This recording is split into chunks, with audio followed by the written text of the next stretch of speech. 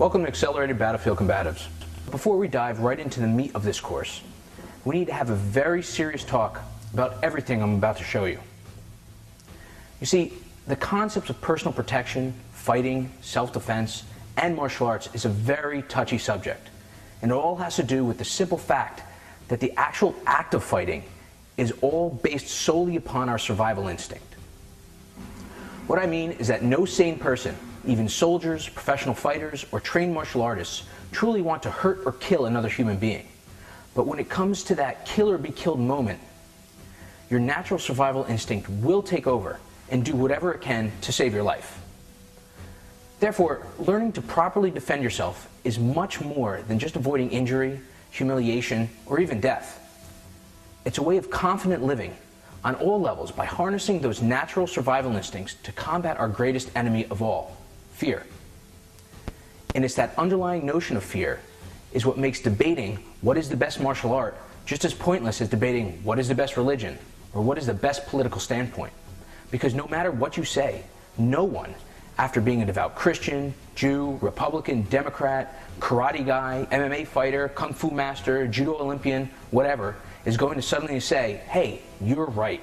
Everything I've been doing my entire life has been wrong. I'll gladly throw away all those years of devotion, study, and sacrifice and instantly change my position just because you made a good argument. Luckily, again, just like religion and politics, martial arts can be divided into separate factions to accommodate every individual's wants, needs, abilities, and interests. The problem lies in that thanks to movies, TV, the internet, and the simple fact that post-World War II, there is no actual proof of any one method of fighting being completely dominant in all situations, that these once important divisions of martial arts have blurred to the point of non-existence. That all being said, it is important for you to understand that there are actually three types of martial arts. They are cultural fighting arts, combative sport, and self-defense. All have many overlapping elements, but each category is distinctively different and must be treated as such. But with hundreds of styles of martial arts out there, which is which? And what is the difference between them all? Well, let's break it down. The first category, cultural fighting arts, is everything from traditional karate, to hapkido, to kempo, to eskrima, to aikido, to kung fu, to the countless other cultural fighting arts that have been developed throughout history by almost every civilization. All are fun to do, all are very interesting, and all provide a very well-rounded education in world culture and martial theory. However, no cultural fighting art has any proof of dominant effectiveness in the modern world. Yes, you heard me right. Aikido, karate, kung fu, etc. is not proven effective self-defense. Nor does it classify as proven effective combat sport. Therefore, without an abundance of proof, it is only martial theory, not fact. The second category is combative sport. Combative sports include Olympic judo, taekwondo, Brazilian jiu-jitsu, Muay Thai kickboxing, all forms of wrestling, Western boxing, and most recently MMA, mixed martial arts, which has been popularized by events such as UFC and Pride Fighting.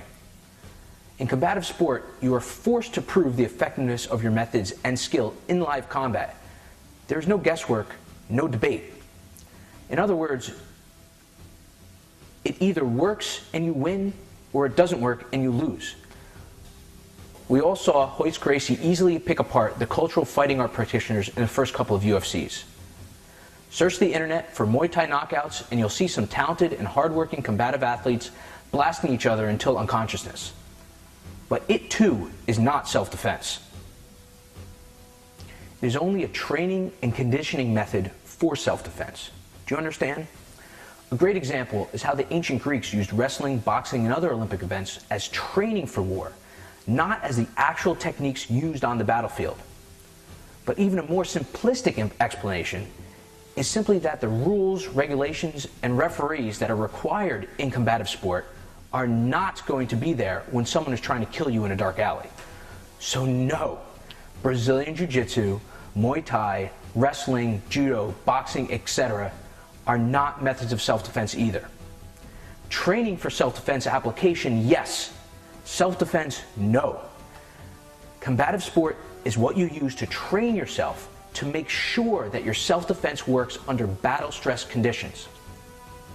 So finally, let's talk about self-defense. Self-defense defined is protecting yourself from attack. It sounds simple, right? And it is. The real trick is that there are 1,000,001 different ways you can be attacked. Everything from a drunk tackling you at the local bar, to an armed mugging on your way home from work, to a carjacking, to being caught in the middle of a military or terrorist operation. Self-defense has one purpose, and one purpose only: to survive. And that brings us back full circle to the fact that survival is dependent on the manipulation of fear into something you can use, which is exactly what we're going to cover in this course. So listen, learn, and practice.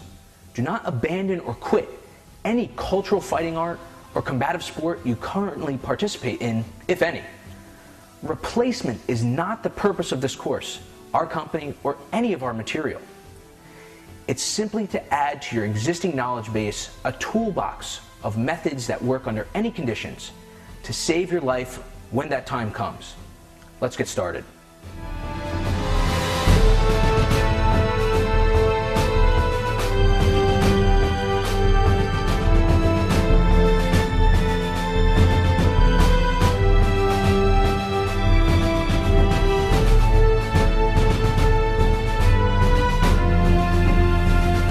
Fighting is a funny thing. Watch any professional combative sport and you'll eventually see that anyone can beat anyone else on any given day. Like most things in nature, there is no 100% answer to anything. But when it comes to matters of life and death, the smart thing to do is stack the odds in your favor. Based on that logic, there's only one method of self-defense that has been documented and statistically proven effective under any circumstances for any individual. And that method is the system of World War II combatives. So why exactly are World War II combatives the only proven and documented method of successful self-defense? One word: fear. To understand this fully, you have to understand what actually happens to your body during kill or be killed combat. And to understand your body, we need to look to what actually controls it: your heart. At 60 to 80 beats per minute, you are in a resting heart rate, and everything in your sympathetic nervous system is performing normally. But when frightened to 115 beats per minute, your fine motor skills deteriorate. The ability to put a key into a car door or even tie your shoes rapidly goes down the drain. However, from 115 to 145 beats per minute is the optimal survival and combat performance level for complex motor skills, visual reaction time, and cognitive thinking. Complex motor skills are multi-muscle involved movements as found in all martial arts: reverse punch, front kick, wrist lock, arm bar, hip throw, etc. And this is the reason why it is so important for police officers, soldiers, and other people who are constantly in harm's way to practice some sort of combative sport, as well as learn the methods of World War II combatives that we're going to show you. If you are able to train your body to respond appropriately to fear-induced stress under competitive conditions, you will be better able to perform your duties during battle. Because at 145 beats per minute, your complex motor skills immediately begin to deteriorate. And at 175 beats per minute, you can't think straight, you lose peripheral vision, your hearing excludes everything not in that tunnel vision, and vasoconstriction sets in as a natural way to reduce bleeding from any wounds you're about to suffer. Then, above 175 is where irrational fight or flight sets in, as well as natural submissive behavior, combat freezing, and the emptying of your bladder and bowels. At this point, the only movement ability you have left is gross motor skills: running, charging, and the wide arcing of your limbs.